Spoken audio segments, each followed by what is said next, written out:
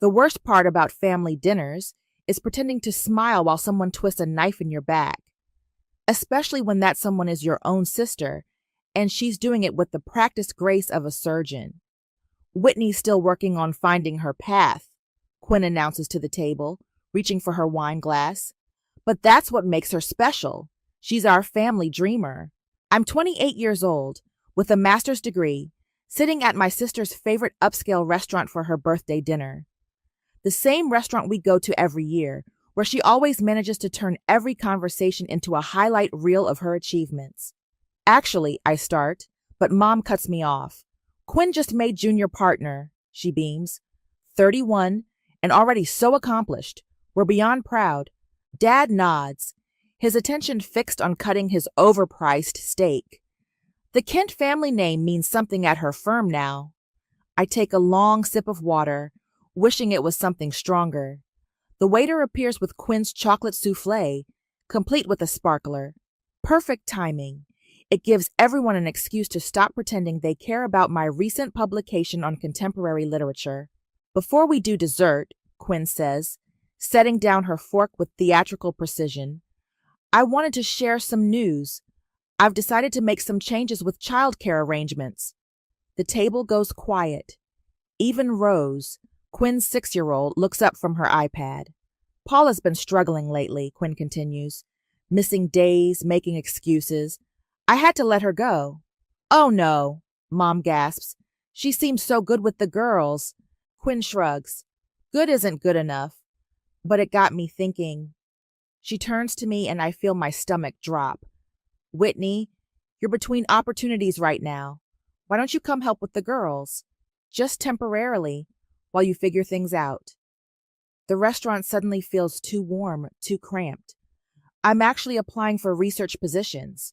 Come on, sis. Your degree is... She pauses, lips curving into what others might mistake for kindness. Cute. But let's be practical. You need real-world experience, something concrete on your resume. My degree isn't... Think about it, Dad interrupts. Quinn's offering you a chance to contribute meaningfully to the family. I grip my napkin under the table, knuckles white. The same way the family contributed to my education, when the fund mysteriously ran dry right before my final year of grad school? The silence that follows is sharp enough to cut glass. Whitney, Mom says quietly, warning in her tone. We've been through this. The education fund was depleted. Your father and I helped where we could. Quinn reaches across the table, patting my hand. Not everyone needs an advanced degree, sweetie. Look how well I did with just my JD. Just her JD. Just her fully funded law degree. Her gap year in Europe. Her perfect trajectory. I pull my hand away. I should head home, I say, standing. Early morning tomorrow. But we haven't done presents, Quinn protests. Happy birthday, I manage, grabbing my coat. I'll call you tomorrow. I don't wait for their responses. Outside, the autumn air hits my face like a wake-up call. My phone buzzes. Probably Mom, ready to lecture me about family loyalty and gratitude. Instead, it's Jessie. How was the dinner from hell? I start walking, faster than necessary. Remember when we were kids and Quinn convinced me the family cookie jar was empty, but really she was hiding all the cookies in her room? Yeah? I think she's still doing it, with slightly higher stakes. What do you mean? I pause at a crosswalk, remembering something. I need to stop by Dad's office tomorrow. He still has that spare key under the ficus, right? Whitney, what are you planning? The light changes and I step into the street. Nothing yet. But I have a feeling I'm about to find some very interesting crumbs. Just be careful, Jessie says. You know how your family gets when anyone questions the Quinn narrative. I hang up, my steps purposeful now. Tomorrow, I'll go to Dad's office during lunch, when I know he'll be at his standing golf game. I'll look for that old notebook he always used to track the family accounts, the one Quinn probably thinks he destroyed years ago. My sister might be the golden child, but she forgot one thing. Sometimes the family dreamer wakes up, and when she does, She might just find out that dreams and revenge look surprisingly similar in the right light. Dad's office smells like leather and expensive regret. The ficus is exactly where it's always been, and the spare key is still taped under its pot. Some habits never change. I let myself in during lunch, my heart thundering against my ribs. "You're sure about this?" Jesse's voice crackles through my phone speaker. "No," I whisper, moving toward Dad's desk, "but I'm doing it anyway." The bottom drawer sticks slightly. It always has. Inside, beneath a stack of golf magazines and old receipts, I find it. The black leather notebook, its spine cracked from years of use. My hands shake as I open it. "It's here," I breathe, flipping through pages of Dad's meticulous handwriting. "Jesse, the education fund. It's still active. There are entries from last month." "How much?" I nearly drop the phone when I see the number. Over $200,000. They told me it was empty. They made me take out loans. "Take pictures," Jesse says. "Document everything." My phone's camera clicks rapidly as I capture page after page. Transactions, dates, amounts. Quinn's name appears repeatedly. Law school tuition, housing allowance, European gap year expenses. All while I was told there wasn't a penny left. A noise in the hallway makes me freeze. I quickly return the notebook, close the drawer, and slip out the back door. My hands don't stop shaking until I'm 3 blocks away. Later that evening, Mom calls. "Honey, about dinner last night." "I've been thinking about Quinn's offer," I lie, opening my laptop to check international PhD programs. "Oh?" The hope in her voice is almost painful. "It would be such a wonderful opportunity. You know Quinn only wants to help." "Right. Help." I click on a program in Amsterdam that makes my heart race. Cultural studies with a focus on power dynamics in literature. "Mom, what happened to the education fund?" "Really?" The pause is telling. "Whitney, we've been through this. It was depleted years ago. Your father and I—" "Because I found some old papers," I interrupt, "showing transactions from last year. Those must be mistakes. Or maybe you misunderstood. You know numbers were never your strong suit, unlike Quinn." "I'm going to call Mr. Roberts," I say, naming the fund's trustee, "just to clarify things." "Don't." The sharpness in her voice confirms everything. That's not necessary. Why don't you come over for dinner tomorrow? We can discuss Quinn's childcare needs properly." I decline and end the call, my cursor hovering over the PhD application portal. An email notification pops up. It's from Professor Nolan Gray, responding to my inquiry about the Amsterdam program. "Your research proposal is intriguing," he writes. "I'd love to discuss it further. Are you available for a video call?" Jesse comes over that night with takeout and determination. We spread my documents across my small apartment's floor. Bank statements, loan papers, photos of Dad's notebook. "Look at this." Jesse points to a series of transfers. They funded Quinn's entire law school experience, including a villa rental in Italy, while telling you the fund was empty. "Classic Quinn," I mutter, reaching for my phone as it buzzes. It's Quinn herself. "Hey, dreamer," she chirps. "Have you thought more about my offer? The girls really need stability, and who better than their aunt?" "I'm exploring some options," I say carefully. "Options?" She laughs. "Whitney, let's be realistic. Your degree is, well, it's not exactly marketable. I'm offering you a chance at real experience." "Like the experience you got in Italy?" The words slip out before I can stop them. The line goes silent for a moment. "What are you talking about?" "Nothing," I backtrack. "I'll think about the nanny position." After hanging up, I turn to Jesse. "Help me with this application." We work late into the night, crafting my research proposal, polishing my CV. The Amsterdam program looks more perfect with every paragraph I read. Full funding isn't guaranteed, but accepted students can apply for grants and use existing education funds. "You know they'll try to stop you," Jessie warns as we finish up. I look at the submit application button, then at the photo of Dad's notebook showing the education fund's healthy balance.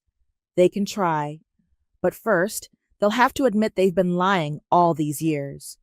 And if they don't, I think of Quinn's condescending smile, of all the times I was told to dream smaller, be more practical, more like my sister.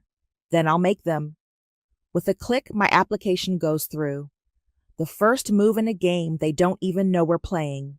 Yet, the coffee shop is quiet when Paula walks in, looking exactly like someone who spent years managing Quinn's children, exhausted but alert.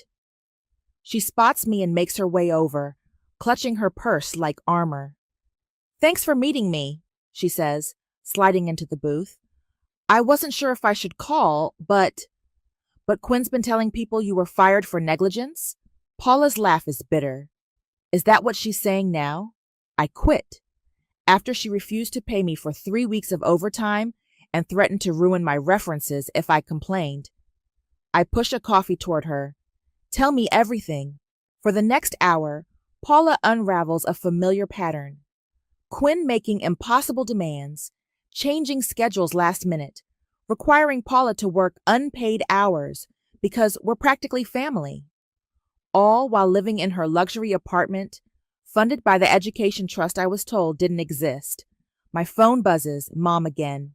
I silence it. "And now she wants you to take over?" Paula shakes her head. "Don't do it. She'll drain you dry. Like she drained the family education fund?" The words slip out before I can stop them. Paula's eyes sharpen. "Is that what they told you? Because last month, Quinn was bragging about using it to fund some professional development program in Switzerland." My coffee goes cold as Paula shares more details. By the time we say goodbye, I have enough notes to fill a small book. Back home, I find 3 missed calls from Mom and a text from Jessie. "Professor Nolan wants to video chat. Call me." Before I can, my laptop pings with an email from Quinn. "Hey, Dreamer. The girls are asking about their Aunt Whitney. Mom mentioned you're being difficult about the childcare position. Let's grab coffee tomorrow and discuss this properly. Family helps family." I forward it to Jessie with just one word. "Wow." The response is immediate. She's getting desperate.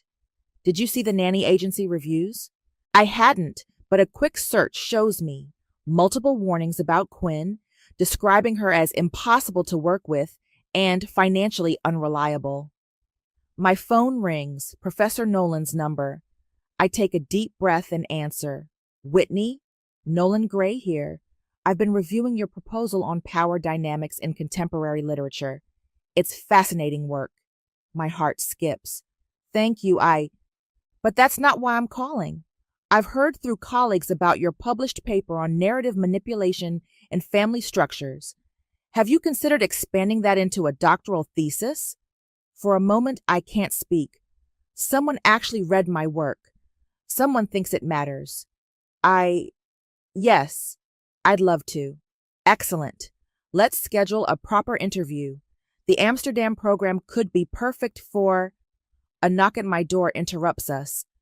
Through the peephole, I see Mom, Dad, and Quinn. "Professor, I'm so sorry, but can I call you back in an hour?" I open the door to find my family's intervention squad in full force. Quinn's holding a folder labeled Career Planning. "Surprise!" Mom chirps too brightly. "Family dinner." "I brought takeout," Quinn adds, pushing past me, "and some practical ideas for your future." Dad follows, looking uncomfortable but determined. They arrange themselves around my small living room like a tribunal. "Whitney," Quinn starts, opening her folder, "I've mapped out a 5-year plan for you, starting with childcare certification." "No." The word comes out stronger than I expected. "Excuse me?" I said no. "I'm not becoming your unpaid nanny." Mom leans forward. "Honey, we're worried about you. These academic pursuits, they're not leading anywhere. Unlike Quinn's villa in Italy," the words hang in the air like smoke, "or her Swiss professional development program, those were worth funding, right?" Dad's face goes pale. Quinn's smile freezes. I don't know what you think you found, Quinn starts. But Paula says hello, by the way. Quinn stands abruptly. I see what this is. You're jealous, because I actually made something of myself while you waste time with useless degrees and research no one cares about. Professor Nolan cares. I meet her eyes. The Amsterdam PhD program cares. Amsterdam? Mom's voice rises. What are you talking about? Nothing, Quinn cuts in. Because she can't afford it. Right, Dad? Dad won't meet my eyes. He knows what I found in that notebook. Actually, I say, reaching for the acceptance letter that just arrived this morning, let's talk about exactly how I'm going to afford it. And why don't we start with the education fund you all swore was empty? The silence that follows is the loudest thing I've ever heard. There must be some mistake. Mom's voice wavers as she stares at the acceptance letter in her hands. The fund? It's not. Show them, Jessie texts from the other room, where she's been listening through our shared wall. Show them everything. I pull out my phone, opening the photos of Dad's notebook. $200,000. That's the current balance. Here are the transfers to Quinn's law school, her Italy trip, Switzerland, all dated after you told me the fund was empty. Quinn snatches the phone. You went through Dad's private records? That's illegal. Like hiding a trust fund from its beneficiary? I counter. Dad stands suddenly. This discussion is over. Whitney, you're upset, we understand, but breaking into my office. The fund was meant for both of us, I cut in. Grandma's will specifically stated, I needed it more, Quinn explodes. My law degree, my career path, these actually matter. What were you going to do with it? Write more papers nobody reads? My laptop pings.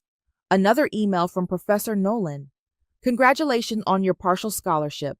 Please confirm your funding sources within the week. Quinn reads it over my shoulder, her face darkening. You can't be serious. Amsterdam? A PhD? This is exactly why we had to protect the fund from your impractical... Protect? I laugh. You mean steal. Girls, Mom intervenes, let's all calm down. Whitney, honey, Quinn's children need you here. This Amsterdam thing. It's just another dream. No, I say quietly. It's my future, and I'm done letting you steal it. My phone rings. The trustee's office. I answer on speaker. Miss Kent? This is Margaret from Mr. Roberts' office. We received your inquiry about the Education Trust.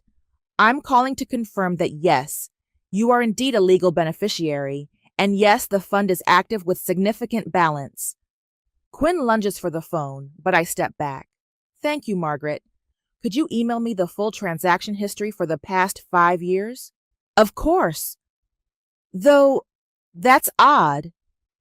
It seems there were instructions not to contact you about the fund. That's highly irregular and potentially...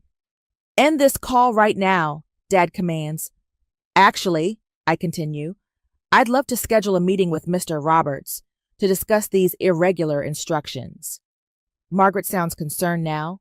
Of course. Given the circumstances, I believe he'll want to review this immediately. We take trust violations very seriously. After I hang up, the silence is deafening. Dad's face has gone from red to white. Mom's crying quietly. Quinn looks like she's swallowed glass. You have no idea what you've done, she hisses. Actually, I do. I'm claiming what's legally mine, what you all conspire to keep from me. We did it for your own good, Mom bursts out. Quinn's path? It was just more valuable, I finish. More worthy. Tell that to Professor Nolan. Tell that to the scholarship committee. You ungrateful little... Quinn starts, but Dad grabs her arm. Enough, he says. We need to speak with Roberts before this gets worse. Worse? I laugh. You mean before it becomes public? Before people learn how you funneled my education money to your golden child? Quinn's face twists. You wouldn't dare. Try me. They leave in a hurry after that, Quinn practically dragging Mom, who's still crying about family loyalty and broken trust. The irony would be funny if it wasn't so painful. Jesse comes over as soon as they're gone. I heard everything. Are you okay? No, I admit, hands shaking as I pour wine. But I will be. My laptop pings again. Professor Nolan. Just confirmed with the committee. Your partial scholarship covers 40% of tuition. With your trust fund access, you should be fully covered. Shall we proceed with enrollment? Jesse reads over my shoulder. Do it. Right now. I think of Quinn's face when Margaret mentioned trust violations, of Mom's tears, not for the wrong they did me, but for getting caught, of Dad's notebook, documenting years of their betrayal in his precise handwriting. You know they'll try to block the fund transfer, Jesse warns. Let them try. I start typing my response to Professor Nolan. The trustee's office is already involved. They can't hide anymore. Quinn's going to lose it. I think of all the times I dimmed my light to make my sister shine brighter, of the loans I shouldn't have needed, of being called a dreamer like it was an insult. Good, I say, hitting send. It's her turn to lose something. The confirmation email arrives instantly. Welcome to Amsterdam University's doctoral program. For the first time in years, my dreams don't feel like something I need to apologize for. The email sits in my drafts folder for 3 days before I finally hit send. Jesse helped me word it perfectly, professional, direct, with just enough legal terminology to make it clear I know my rights. The subject line reads, Education Fund Transfer Request. Immediate action required. 2. Family Group. From Whitney. Subject, Education Fund Transfer Request. Immediate action required. Attached, please find 1. Amsterdam University PhD. Acceptance Letter 2. Partial Scholarship Award. 3. Outstanding Tuition Invoice. 4. Trust Fund Wire Transfer Instructions. 5. Legal Beneficiary Documentation. As per grandmother's will and trust specifications, I am formally requesting my portion of the education fund be transferred by Friday. Mr. Roberts has been CC'd on this correspondence. Regards, Whitney. The response is immediate. My phone explodes with notifications. The family group chat, silent for days, suddenly springs to life. Quinn. Are you insane? Mom, please call me immediately. Dad. This is unacceptable. Quinn. I'm coming over. Mom. Whitney, answer your phone. I silence everything except Jesse's messages. Stay strong. Don't answer any calls. Mr. Roberts replies first. Request received and noted. Given recent discoveries of fund mismanagement, I've frozen all outgoing transfers pending review. Whitney's request will take priority. Quinn's response comes seconds later. This is ridiculous. I have pending educational expenses that, Mr. Roberts, all previous transactions are under review. Any further discussion should be through legal channels. I'm still staring at my screen when the pounding starts on my door. Whitney, Quinn's voice carries through the wood. Open this door right now. I peek through the peephole. Quinn's there in her power suit, face flushed with rage. Mom stands behind her, wringing her hands. I can hear you in there, Quinn shouts. You can't hide from this. My phone buzzes with a text from Jesse.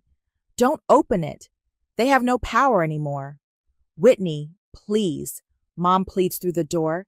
We can talk about this as a family. Like we talked about the fund, I call back, or like we talked about my loans.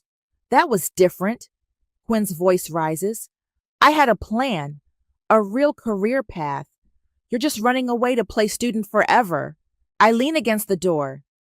Mr. Roberts seems very interested in your real career path expenses. You vindictive little, Quinn starts, but Mom cuts her off. Honey, please, think about what this will do to the family, to Quinn's reputation at her firm. Should have thought about that before committing trust fund fraud, I mutter. My phone pings, an email from Professor Nolan. Housing arrangements confirmed. Welcome package en route. We're excited to have you join us. Another bang on the door. Dad's meeting with the bank tomorrow, Quinn threatens. This isn't over. Actually, it is. I raise my voice. The fund is frozen. Mr. Roberts is investigating. Maybe spend less time threatening me and more time explaining those villa receipts? The silence that follows is delicious. You're making a mistake, Mom says finally, her voice trembling. Quinn needs that money for what? I snap. Another luxury educational retreat? More professional development in Switzerland? Those were legitimate expenses, Quinn protests. Tell it to the trust auditor. I hear Quinn's heels clicking as she paces. Fine. You want to blow up this family? Congratulations. But don't come crying when your little Amsterdam adventure fails and you need help. Like you helped Paula? I ask sweetly. By the way, her lawyer says hello. More silence. Then Quinn's voice, deadly quiet. You've made an enemy you can't afford, little sister. No, I reply, equally soft. I've just stopped being afraid of one. Their footsteps finally retreat. I slide down the door, hands shaking as I text Jessie. They came. They left. It's done. Jessie replies instantly, You okay?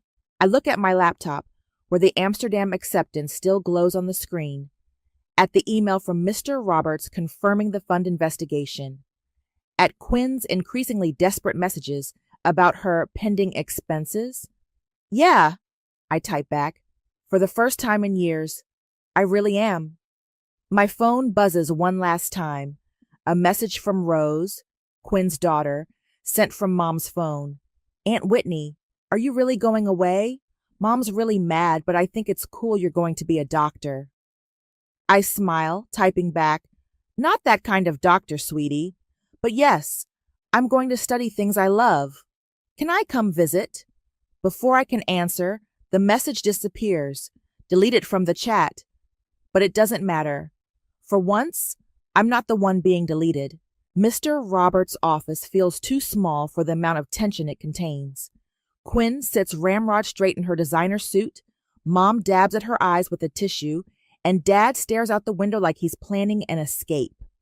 I focus on the stack of papers Mr. Roberts is methodically arranging on his desk. Let's review the facts, he begins, adjusting his glasses. The Education Trust was established for both granddaughters, with equal access and distribution rights. But circumstances changed, Dad interrupts. Quinn's career path. Required hiding the fund's existence from me? I ask quietly. Mr. Roberts holds up a hand. The documentation shows systematic exclusion of one beneficiary, coupled with questionable expenditures. He pulls out a paper. For example, this villa rental in Italy, classified as educational housing. Quinn leans forward. That was a legitimate study abroad expense. For 3 months after your bar exam? Mr. Roberts raises an eyebrow. And these Swiss retreats? The luxury car lease for professional transportation? Mom's tissue shredding intensifies. Surely we can handle this privately. Like you handled my student loans? I cut in. The ones I shouldn't have needed? You ungrateful, Quinn starts, but Mr. Roberts cuts her off. Ms. Quinn, I'd be very careful about accusations right now. The trust violations here are serious. We're talking potential legal consequences. The color drains from Quinn's face. Legal? Fraud? Mr. Roberts says simply. Misappropriation of funds. Deliberate concealment from a beneficiary. The trust executor, that's me, could be required to report this. Dad finally turns from the window. What do you want, Whitney? What was already mine? My share of the fund, transferred to Amsterdam University. That's not possible, Quinn snaps. I have commitments. Your commitments, Mr. Roberts interjects, are precisely the problem. The fund isn't your personal account. He slides a document across the desk. Here's what's going to happen. The fund will be split equally, as originally intended. Whitney's portion will be transferred for her PhD program. The remaining amount... Remaining? Quinn's voice rises. But my professional development program next month has been canceled, Mr. Roberts finishes, along with all future discretionary spending until a full audit is complete. Mom starts crying in earnest now. This will ruin Quinn's reputation at the firm. You should have thought about that, I say, when you were ruining my credit with unnecessary loans. Quinn stands abruptly. This isn't over. Daddy, tell him. Sit down, Dad says tiredly. It's over. But. Quinn. His voice is sharp. Enough. Mr. Roberts slides another document forward. I need signatures from all parties acknowledging the fund division and transfer authorization. Quinn's hand shakes as she signs. I hope you're happy, destroying this family for your little academic fantasy. I take the pen. Funny. I thought the destruction started when you stole my education fund. Mom refuses to sign it first, but Dad takes her hand. Laura, please, before this gets worse. Worse? She looks at me pleadingly. Whitney, we only wanted what was best. For Quinn, I finish. I know. Sign the paper, Mom. After they leave, Mr. Roberts hands me a final document. Your transfer will process within 48 hours. And Whitney, your grandmother would be proud. She believed in education above all else. Outside, Quinn's waiting by my car. You've ruined everything. No, I say, unlocking my door. I just stopped letting you ruin me. The partners at my firm will hear about this. Every law office in the city will hear how you misappropriated trust fund money, committed fraud. Great plan. She grabs my arm. You think you're so clever with your PhD and your justice, but you're still just the family disappointment playing dress-up in academia. I pull out my phone, hitting play on a recording.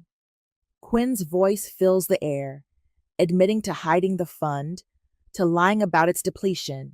Speaking of clever, I say as her face pales, that's just one recording. I have others. Want to guess how many laws you broke on tape? She releases my arm like it burns. You wouldn't. Try me. Now move away from my car. As I drive away, my phone buzzes with a message from Professor Nolan. Housing contract ready for signature? Welcome to your future. I smile, thinking of Quinn's face when Mr. Roberts mentioned fraud, of Dad's tired surrender, of Mom's tears that came too late. Jessie texts, How did it go? It's done, I reply. The money transfers tomorrow. And Quinn? I think of my sister's threats, her rage, her shattered illusion of control. She just learned what happens when the family disappointment stops disappointing. The airport terminal buzzes with early morning energy as Jessie helps me check my bags. 2 suitcases, 1 carry-on, and a laptop bag containing my entire life's next chapter. Did you pack the power adapters? Jessie asks, scanning my boarding pass. Yes, Mom, I tease. But my smile fades as I spot actual Mom hurrying through the terminal, Quinn trailing behind her. Whitney, Mom calls out, waving frantically. Wait! Jessie steps slightly in front of me. Want me to run interference? No, I sigh. Let's get this over with. Mom reaches us first, out of breath and clutching her purse. You weren't going to say goodbye? I said goodbye last week. Remember? When you told me I was breaking your heart? Quinn catches up, looking distinctly uncomfortable in casual clothes. The partners are furious about the trust fund audit, she says, without preamble. Not my problem. They're questioning my judgment, my integrity. Still not my problem. Mom grabs my hand. Please, honey, we can still fix this. Quinn's firm is threatening to what? I pull my hand away. Review her questionable expenses. Investigate her misuse of educational funds. Again, not my problem. You're being vindictive, Quinn snaps. No, Jessie cuts in. She's being independent. There's a difference. A small voice pipes up. Aunt Whitney. Rose appears from behind Quinn, breaking away to run toward me.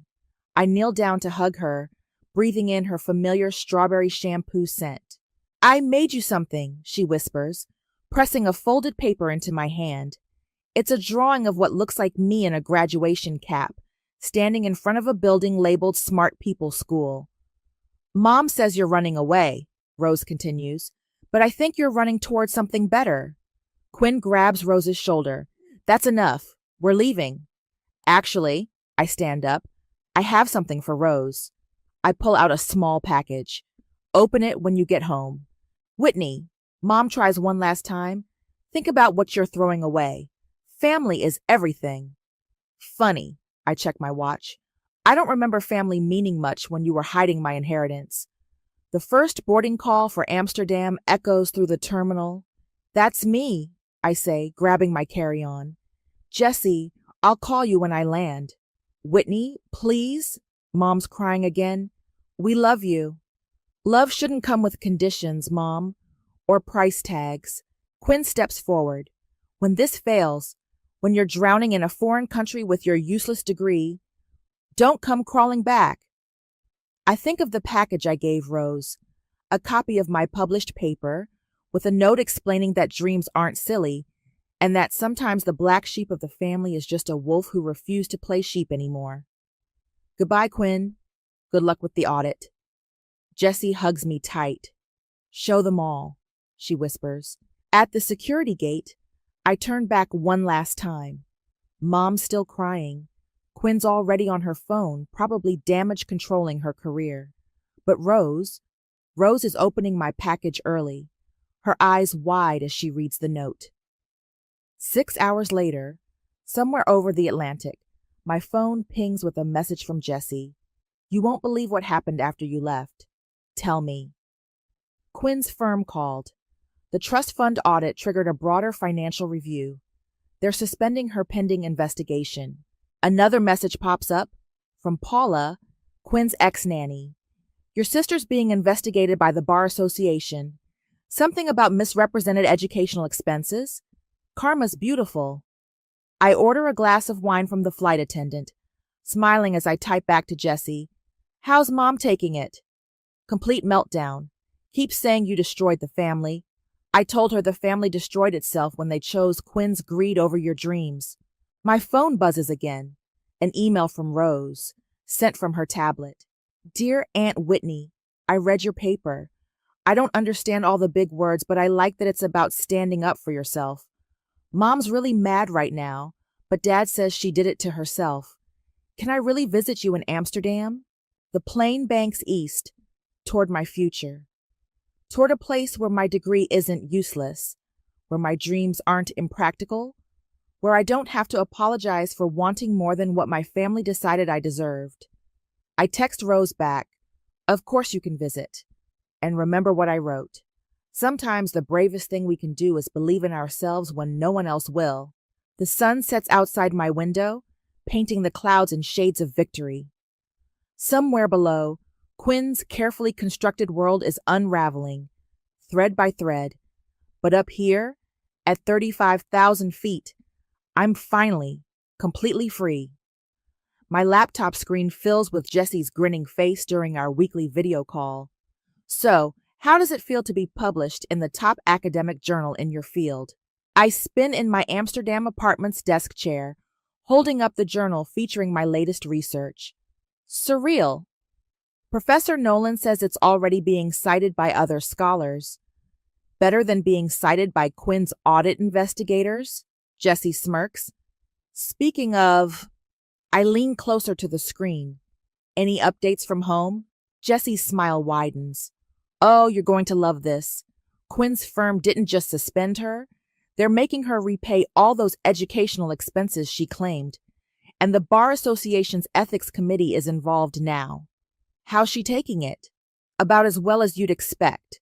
She's had to downsize her apartment, and no nanny will work for her after what happened with Paula. My phone buzzes with a text from Rose. Mom's crying again because she has to sell her car. Dad says actions have consequences. I got an A on my essay about your paper. Rose is thriving, I tell Jessie. She's already talking about studying abroad when she's older.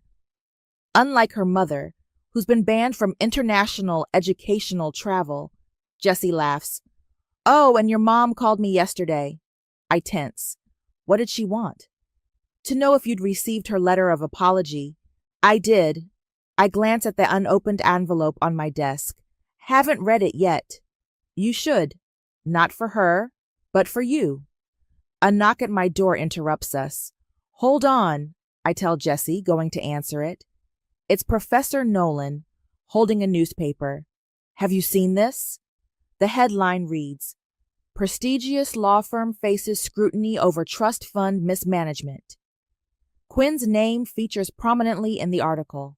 Your sister's creative accounting has sparked quite the investigation, he says. But that's not why I'm here. We want you to present your research at the International Conference on Power Dynamics next month. I stare at him.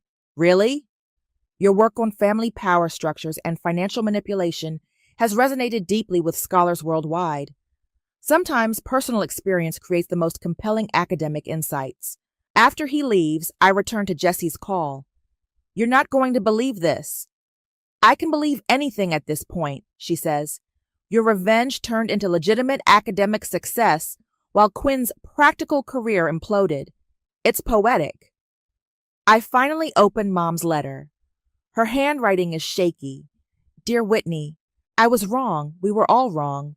Watching you succeed while Quinn faces the consequences of her actions, our actions, has opened my eyes. Your father and I enabled something terrible, and you paid the price. Until you didn't. I'm proud of you. Not despite your choices, but because of them.